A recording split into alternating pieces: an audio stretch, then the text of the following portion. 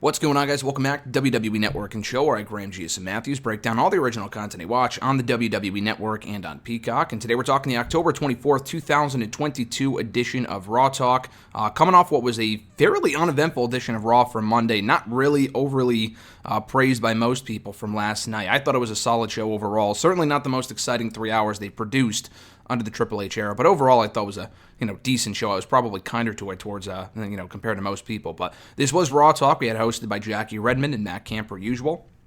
To start the show, they ran down the biggest headlines from the show, including Chad Gable versus I wrote down Otis here. Obviously, it was Elias, but if that's one of your bigger headlines from the show, then it probably wasn't an overly exciting episode. But they talk about that match. They catch up with Riddle backstage, does Kathy Kelly.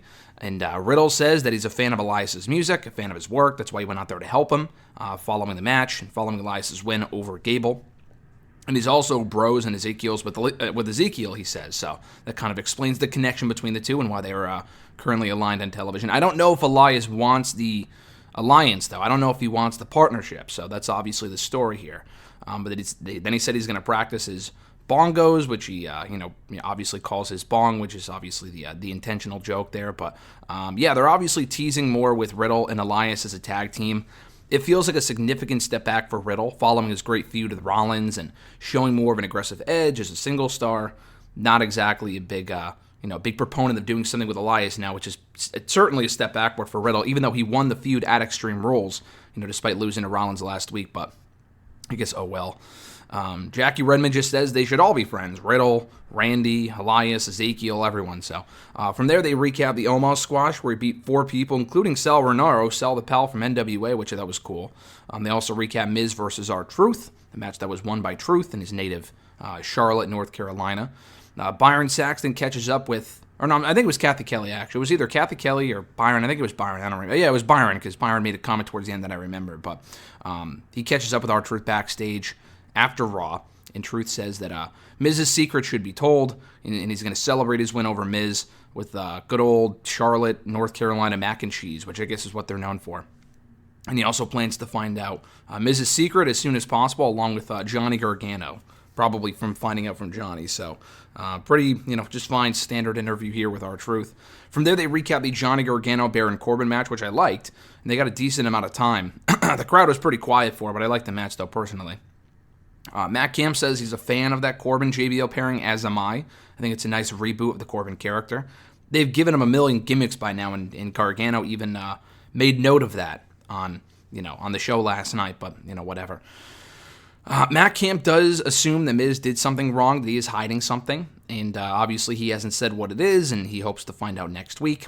I don't know if they actually advertised. I don't know if Gargano actually said he's going to, blow the whistle, quote-unquote, next week. I think he just teased that he might do it soon. I think they should probably get to the fucking point and not drag it out any further, but whatever. They also replay Bianca Belair versus Bayley in the main event, a match won by Bayley. Following interference, the returning Nikki Cross coming back and laying out both women, including Bayley after the match, and Damage Control, the entire group and Bianca. Matt Camp talks about Nikki Cross's history in NXT, the great last man standing match, or last woman standing rather, match at in NXT for the NXT Women's Championship, and her old crazy character and whatever. And as far as what her motives are, they just kind of bring up maybe she just didn't want to be forgotten about after being the whole Nikki Ash shit for a while, for the last year and a half. She has been on Raw recently, and she wants to kind of throw her name into the mix of potential Raw Women's Championship contenders. They also mentioned that Belair is no stranger to having a target on her back, so she has yet another challenger waiting in the wings to go after her Raw Women's Championship. From there, they recap the Austin Theory versus Mustafa Ali match, won by Theory following interference from Seth Rollins.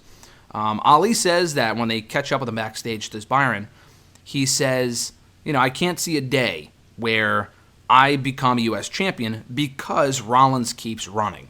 So he kind of plays in like, I'll never become champion. And that's because he just keeps running away. And that's why, I can't get a title shot. He calls himself the problem that Rollins can't solve. Matt Camp says that Ali's plan is clearly working if Rollins is trying to dodge and duck from Mustafa Ali. I assume we get the match at Crown Jewel, but they're going to have to make it official next week. I mean, I guess they could drag it out further, which would be fine. But if they add it to Crown Jewel, they have to add it soon because the show's next Saturday. To close out here, they promote Brock Lesnar's return to Raw next Monday on Halloween. and plug Shotzi, Liv Morgan, and the Boogeyman for the bump on Wednesday. So pretty tame edition of Raw Talk here, a lot like Raw itself. Like I said, I liked Raw more than most. I didn't think it was a great show, but I thought it was fine. I didn't overly hate the show or was falling asleep or whatever. That might be because I didn't watch it live, so there's definitely a difference there. But the show was fine, and, Raw Talk was fine as well. So thank you guys for checking out my review. I appreciate it. Be sure to like the video, drop a comment, share the video, and subscribe to the channel for more daily content. We're going to have a Shawn Michaels interview dropping at some point this week. My article, an interview with Shawn, my interview with Shawn as part of a DX feature over on Bleacher Report. The video of the interview I was planning on having up today, but I'm currently away in California, so I haven't had time to put it up and upload it yet, kind of edit the video and whatnot. So that will be up at some point this week. Keep an eye out for that. Only Raw Talk today, but we will have hashtag tomorrow here on the channel, followed by a new episode of hashtag GSM for GM on Thursday. Have a great one, guys. I'm Graham GSM Matthews, and I'll catch your ass down the road.